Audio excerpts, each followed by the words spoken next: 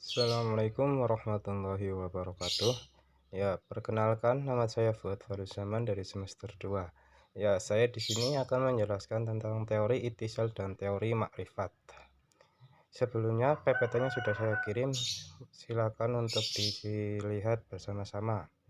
Yang pertama tentang teori itisal.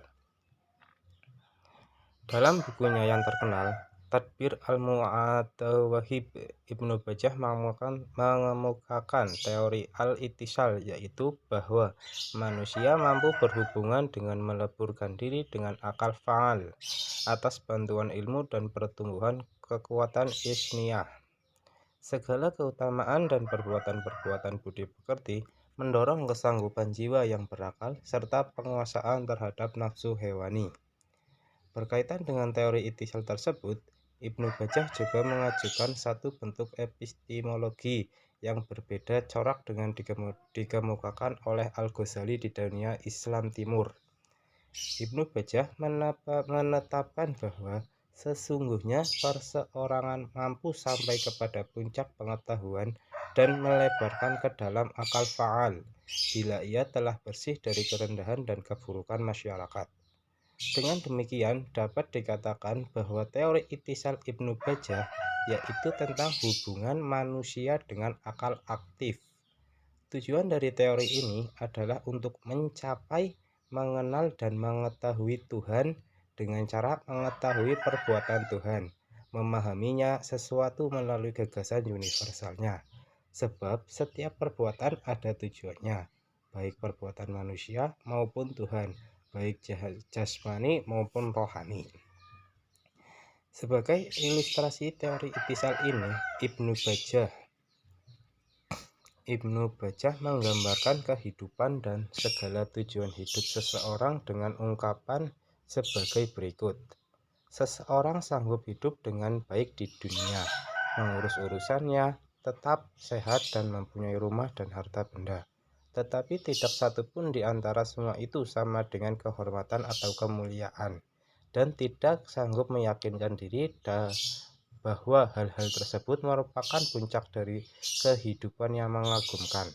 Mereka hanya tujuan bagi jiwa yang dangkal, hanya lazim bagi hewan, tidak rasional, dan balasannya bersifat kebinatangan. Yang selanjutnya yaitu teori makrifat. Al-Mishri adalah pelopor paham makrifat. Penilaian ini sangat tepat karena berdasarkan riwayat Al-Qutfi dan Al-Mas'udi, Al-Mishri berhasil memperkenalkan corak baru tentang makrifat dalam bidang sufisme Islam. Pertama, ia membedakan antara makrifat sufiyah dan makrifat akliyah. Makrifat yang pertama menggunakan pendekatan kalbu yang biasa digunakan para sufi. Sedangkan makrifat yang kedua menggunakan pendekatan akal yang biasanya digunakan para teolog.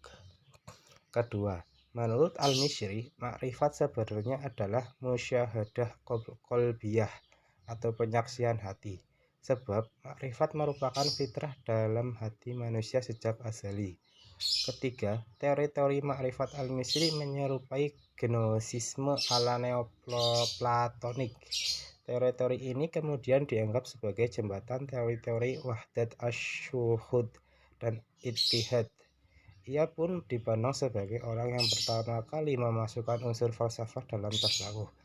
Keempat, pandangan-pandangan Al-Mishri tentang makrifat pada mulanya sulit diterima kalangan teolog, sehingga ia dianggap sebagai seorang zindik dan ditangkap khalifah, tetapi akhirnya dibebaskan.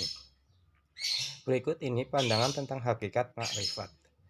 Sesungguhnya makrifat yang hakiki bukanlah ilmu tentang keesaan Tuhan, sebagaimana yang dipercayai orang-orang mukmin. Bukan pula ilmu-ilmu hurliwi dan nasyliar milik para hakim mutakalim dan ahli balaghoh, tetapi makrifat terhadap keesaan Tuhan yang khusus dimiliki para wali Allah. Hal itu karena mereka adalah orang yang menyaksikan al-lab dengan hatinya, sehingga terbukalah baginya apa yang tidak dibukakan untuk hamba-hamba yang lain. Kelima, makrifat yang sebenarnya adalah bahwa Allah menyinari hati dengan cahaya makrifat yang murni seperti matahari tak pernah dilihat kecuali dengan cahayanya.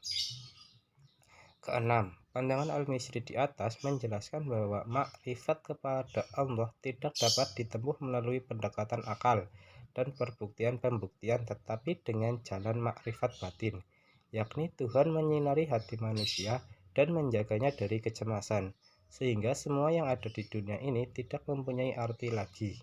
Maka, dengan melalui pendekatan ini, sifat-sifat rendah manusia perlahan-lahan terangkat ke atas seperti yang dimiliki Tuhan.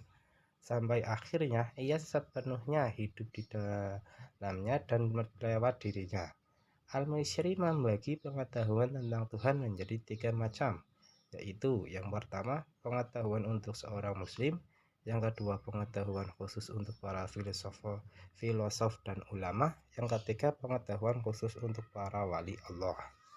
Ya, mungkin sekian penjelasan tentang teori itisal dan makrifat dari saya.